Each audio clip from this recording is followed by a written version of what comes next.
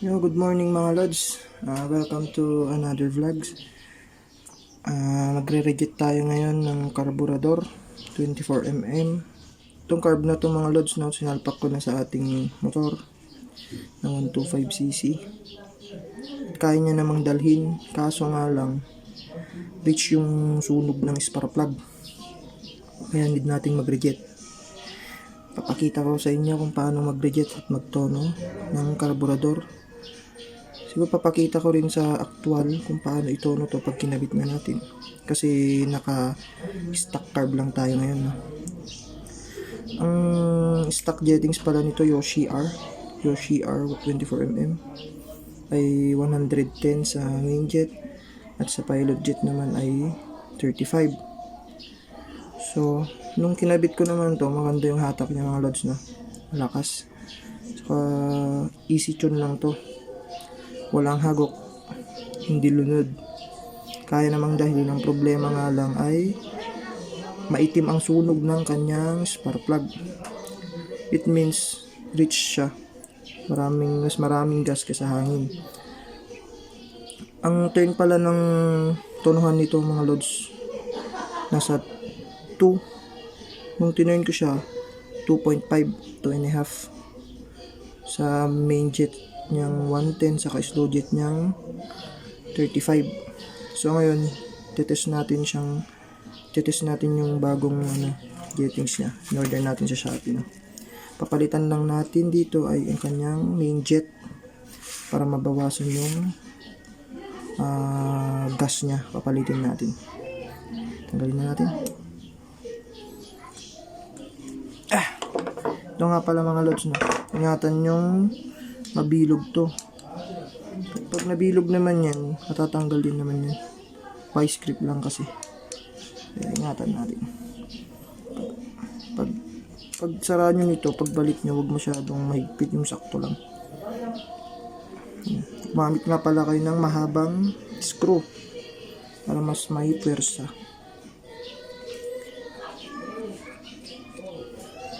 Reject lang natin to, then test drive natin para makita natin. Mission kasi natin dito yung kahit hindi siya kalawang guys, no? Basta maganda lang yung sunog niya. Hindi naman lahat nakukuha yung ganung timpla optimal. Saka depende rin kasi sa spark plug yun, no? Hindi lahat ng mekaniko, mga matagal na nagmumotor, nakakuha ng ganong timpla. Maliban na lang kung stock pa yung motor nyo, karamihan nyo sa stock, paggagaling sa kasa, pagkakuha yung tinravel, check mo spark plug nila, ay hindi ganun yung timpla nya. Minsan lean, minsan maitim. Tapos meron naman nakakatsamba, kulay kalawang talaga siya. Yan mga lods, no? Yan. Ito yung floater. Itong gamit natin yung 110. Ito ang main jet lods. Saka ito yung pilot jet or slow jet. Pero ito di na natin papalitan yun kasi okay naman na yun. Papalitan lang natin dito ay ang kanyang main jet.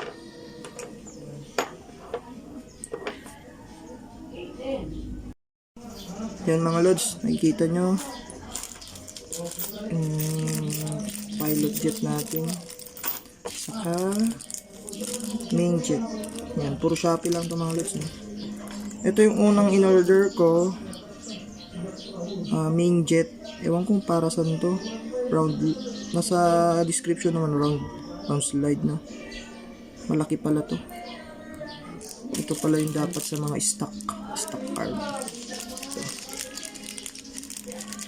Siya nga pala mga lods, yung Eurosport 125 natin, ESR 125. Ang kanyang main jet nga pala sa stock carb ay 80. Hindi ako nagkakamali. 80 ang kanyang main jet. Saka yung pilot jet niya naman ay 35. Same lang dito na 35. Kaya di na natin babaguhin yung jettings ng pilot jet. Ito yung stock jettings niya. Kaya yung main jet naman ang babaguhin natin. Ang mahalaga lang nating malaman dito bago tayo magpalit ng mga paps na ay hindi porket pahit yung sunog ng spark plug nyo, ay dapat na kayo magpalit. Lalo na sa mga stock carb. Nakukuha naman sa tono yung mga paps, no? Hindi recommended na magpalit tayo ng main jet saka slow jet. Dahil ang stock carb ay nagawa ng mga magagaling na engineer at nilagyan ng tamang jettings ang ating mga stock carb. Hindi porket pinalitan mo siya ng jettings na mas malaki, mas lalakas na yung hatak ng motor. Hindi po ganun, no? May kanya-kanya po kasing tamang jettings yung mga paps.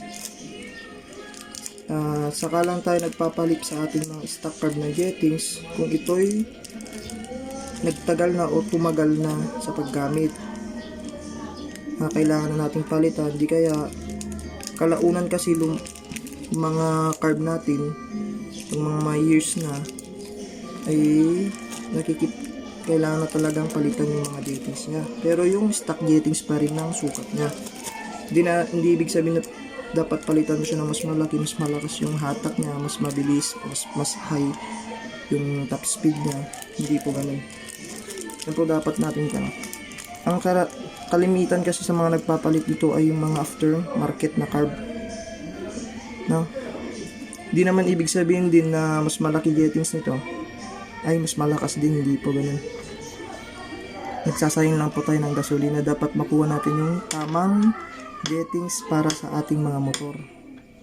Saka ang pagtitimpla din ng karburador ng ating mga motor ay hindi nakukuha sa mga ikot-ikot. Kung ilan yung ikot ng motor ko ay ganoon din yung ikot ng tono ng motor mo. Depende rin yan sa hinihinginan yung makina. Maliwanag mga paps. Papalitan natin yan ito.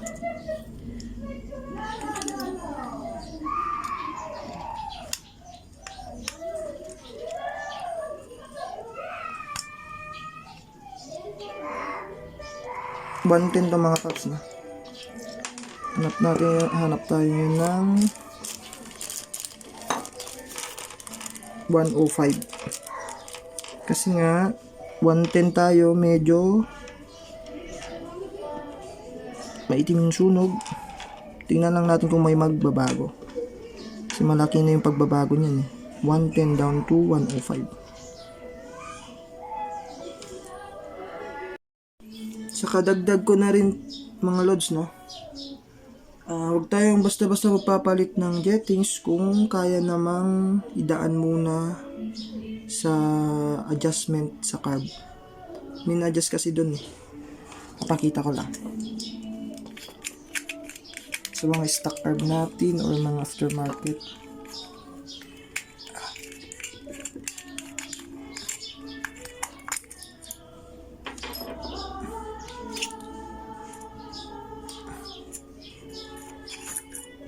Yan, ginalawang na.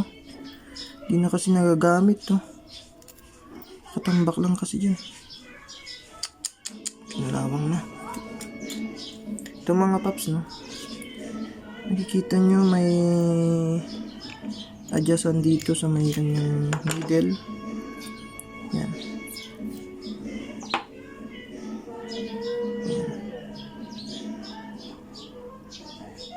Naka-mid lang siya, no? 1, 2, 3, 4, 5. Pag itong needle ilagay natin sa baba ay magiging rich ang kanyang timpla. Pag sa pataas naman, ilagay natin sa pataas, magiging lean. Dito natin unang unang timplahin muna ang ating karburador kung ito'y lean o rich. Hindi agad tayo pupunta sa pagpapalit ng mga jettings. Kung kaya naman daanin dito ka na lang, di ba? Basta importante lang naman dyan ay yung hindi siya lean at hindi siya gaanong rich. Mapapansin nyo naman yun pag pinapatakbo nyo yung motor nyo. Sa akin kasi dito, hindi mo mapapansin. Mapapansin mo lang siya pag tinignan mo yung kanyang spark plug reading kayo. Masyado siyang sunog talaga, maitim. Kaya kailangan natin na-adjust ko na rin to, di pa rin nakukuha. Kaya kailangan natin palit ng jettings. Yun mga paps na. Ito yung 105. Try natin salpak. Then wag nang kalimutan mag spark plug reading. Para tinis mo siya kahit mga 5 kilometers. Okay na siguro yun. Pag-higpit nito ay huwag nyo masyadong higpitan. Basta sakto lang para hindi masira. Ayan. Tsaka bakit nga ba tayo nagpapalit ng carb? Kung maganda naman ang ating stock carb. Ayan. May dagdag bilis pa. Ayan na. Sasagutin ko yung mga paps na. Kung dagdag bilis ay di mo makikita yung performance niya kung may dagdag bilis ba talaga. Ang makikita mo lang dyan ay ang kanyang hatak. Pagkakaiba ng hatak compare sa stock carb sa aftermarket carb. Sa pagpalagay na lang natin na yung stock carb natin ay pumapalo ng 110 at itong aftermarket ay pumapalo rin ng 110 or 112 to 113 top speed. Ang makikita mong pagbabago niyan ay kanyang arangkada. May pagbabago rin naman siya kaso hindi ganon kalaki mga lods, no? Makikita mo lang talaga ito yung arangkada niya. Kunwari ito yung aftermarket carb, ito yung stock carb. Kahit same sila ng dulo niyan, umpisa pa lang yan, may iwan ka na. Dahil ito matagal dumulo, ito mas mabilis dumulo. Nakuha nyo ba yung ibig kong sabihin mga lods? Even doon na same kayo ng top speed, kung hindi kayo parehas sa pag-abot nito in given time, example, ito, sabihin na natin yung 1 minuto, yung aftermarket, sabihin na natin mga 30 seconds, makukuha niya na agad yung top speed niya, di may iwan ka, diba? Kaya try ko to, kaya napatunayan ko talaga na mas better yung big carb. Ang tanong, malakas pa kumain ng gas? Di ko naman sinabing pares lang sa stock carb ang kain. Siyempre pag nagpalit tayo ng mas malaki, mas malakas sa gas. Pero hindi ganun kalakas na totally malakas talaga siya magta-times 2. Hindi naman po ganun. Nasa tamang pagtutono lang po yan pag naitono nyo ng maayos yung carburetor nyo. Lahat naman po ng carburetor ay magastos sa gas kung walwal po talaga yung paggamit nyo. Laging top speed, babad sa top speed, nasa high RPM, talagang kakain ng gas yan. Lalong lalo na to mas malaki, diba? Kaya nga bago kayo magpalit, mag-isip-isip muna kayo kung ito nga mga lods na sa mga nagtatanggal dito para mabilis nyong ipasok, ibalik agad. Tatapat nyo lang sa idle screw nya dito sa malit butas na to, hindi po dyan, dito po, para hindi na tayo naghula-hula kung saan man ilalagay. Diretso na yun mga lods. Ayun na, tatapat nyo lang yan. Imisan natin mamaya to pag kinarpak na natin. Saka abang lang po kayo sa video natin yung araw na to. Papakita ko sa inyo yung pagkakaiba ng stock carb to aftermarket carb. Balik na natin mga paps. Bago nga tayo dumako sa pagtutunan ng carburetor mga paps, isasabihin ko sa inyo kung ano ang trabaho ng pilot jet saka main jet. Ito yung pilot jet kasi ito yung kumukontrol sa idle ng motor natin from idle to 1.8 rev. Ito naman ay 3.42 full. Yung needle naman, yan yung nasa 1/2 throttle natin pag open niya, pagtaas ng piston. Yan na matrabaho ng needle natin. Mataas naman yung needle. Kaya pag sa top speed naman, sa pag-read ng top speed kung pangit yung under niya, dito kayo mag-a-adjust ngayon sa may main jet natin ng mga paps. Pag may hagok, yun may parang nabubulunan, yan, dito lang kayo mag-adjust. Pwede kayong magbawas or magdagdag. Napapansin niyo naman sa sa under ng idle niya kung okay ba. Ito yung sa pilot check.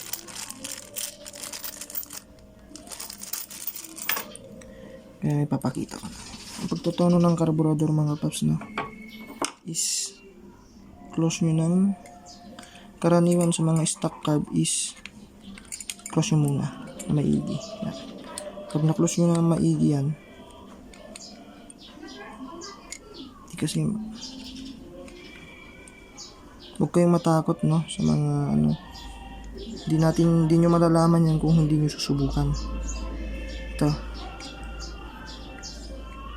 dito mula sa kanyang close is mag-open tayo. Kung stock carb, mag-open tayo ng 1/2. Bilang kayo 1/2 turn, 1 full turn, and 1/2 turn. Diyan po kayo mag-umpisang magtono, pandarin nyo yung motor nyo. Then kung di umaandar sa umpisa, andar at aandar naman yan, tataas nyo lang muna konti yung idle nyo. Pag umandar na yan, saka nyo pataasin yung idle nyo. Make sure na bago nyo gawin to mga paps ay nasa mainit na kondisyon yung motor natin para madali natin itono. Then pagkatapos yung tinaasan yung yung idle niya, ay dito na kayo magbe-base. Pwede kayong pa-close or paluwag kung saan yung mas mga lods. Sorry, nalobat tayo kanina. Gaya ng sabi ko, sa stock carb ay 1/2 turn at tataasan yung RPM. Then dito na kayo magtimpla kung saan yung pinaka high RPM nya, pinaka mataas na maganda yung planado yung tunog. Kaya palakasan tayo ng pakiramdaman dito. Kung wala tayong may ginagamit kasi silang aparatos na titingin kung ano yung magandang tuning para sa carburetor natin. Minsan nagkakaltas tayo ng gasolina, pasarado, minsan paluwag, more hangin. Depende yan sa hinihingi ng makina ninyo. Kaya huwag kayong magbase kung dapat 2 turn siya, dapat 1/2 turn lang siya. Kung dito banda yung pinakamagandang, pinaka high RPM nya, dito yung tamang timpla nya, or dito naman yan yung tamang timpla nya. Yung mga paps, maliwanag. Pero be sure before nyo gawin to ay nasa normal yung MC nyo, yung mainit yung makina para madaling itono. Yung mga paps, ayos na. Tatry natin to. Papakita ko rin sa pagtutono sa actual. Mga paps, siguro maliwanag na sa inyo. Sa nga pala mga paps, sana naman ay mag-subscribe kayo sa aking YouTube channel at pindot na rin yung bell button para updated kayo sa mga susunod nating mga videos. Maraming sa suporta mga paps. Ayos.